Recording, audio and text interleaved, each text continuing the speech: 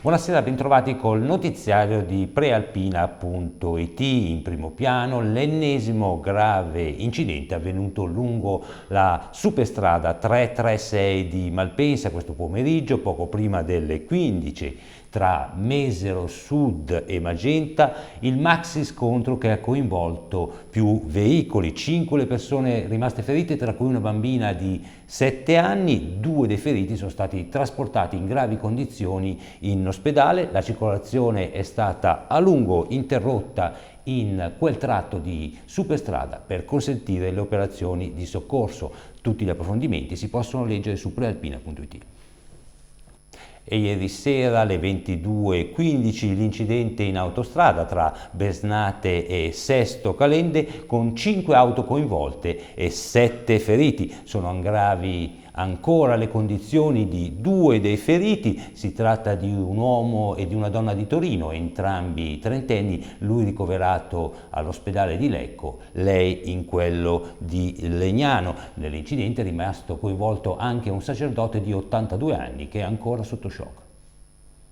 E spostiamoci adesso a Busto Arsizio. Don Alberto Ravagnani, il giovane sacerdote della parrocchia di San Michele, bloccato sui social dal rapper Fedez. È stato lo stesso sacerdote ad annunciare la censura da parte di Fedez, col quale aveva allacciato un rapporto amichevole. Pare che Fedez lo abbia bloccato in quanto non avrebbe gradito un commento di Don Alberto sul concertone del 1° maggio. E parliamo adesso dell'emergenza Covid. Sono 796 nuovi casi in Lombardia a fronte di 32.385 tamponi effettuati. L'indice di positività è del 2,4%, in provincia di Varese 35 nuovi casi. Si conferma la diminuzione dei ricoveri sia in terapia intensiva che negli altri reparti ospedalieri. Sono invece 18 i decessi causati appunto dal coronavirus. E spostiamoci adesso a Legnano, dove è stato riaperto il maniero di Sant'Erasmo. Vediamo il servizio di Elena Casero, le immagini sono di Publifoto. Siamo a Sant'Erasmo, la contrada del Corvo, che riapre questa sera con un aperitivo. Chiediamo al capitano Matteo Garignani cosa significa per voi riaprire questa sera, quali sono le emozioni che vi stanno passando un po' per la testa e le idee, i progetti. Beh, significa sicuramente riabbracciare la mia contrada, fare paglio, perché comunque per me il paglio è tutto quello che non è la corsa, e quindi finché c'erano i manieri chiusi non si poteva neanche parlare di paglio. Quindi da oggi finalmente a Sant'Erasmo è iniziato il paglio.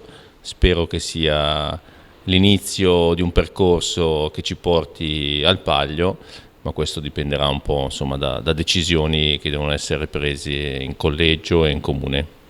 Avete in programma qualche altra iniziativa nelle prossime settimane? L'investitura la farete? Se sì, quando, dove e come?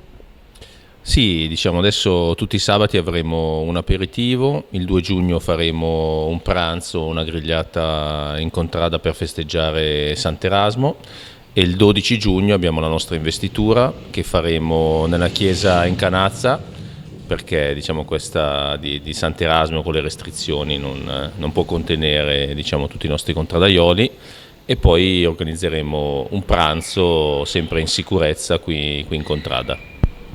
Un'ultima domanda, 19 settembre è la data fissata per il Paglio, lunedì si terrà capitolo delle contrade, poi ci sarà un comitato Paglio. Voi come la vedete? Correremo il Paglio a Legnano quest'anno o no?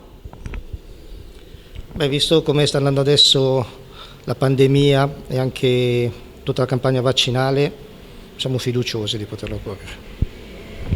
Questa sera fate una bellissima iniziativa, distribuite un album di figurine. È bellissimo, 150 copie, 80 figurine, un lavoro di selezione delle fotografie imponente. Come vi è venuta questa idea? Noi ogni anno cerchiamo di portare qualche novità. L'anno scorso abbiamo portato il panettone, la borraccia, l'uovo di Pasqua, quindi cerchiamo sempre di stimolare i nostri contradaioli. Questa ci è sembrata una bellissima iniziativa che, devo dire, ha trovato subito un grande riscontro tra i nostri contradaioli, piccini e non, perché quelli piccoli sono contenti, quelli vecchi invece ricordano gli anni in cui giocavano all'oratorio a figurine, e quindi credo che questa sera ci saranno un po' di vecchietti che giocheranno ancora a figurine.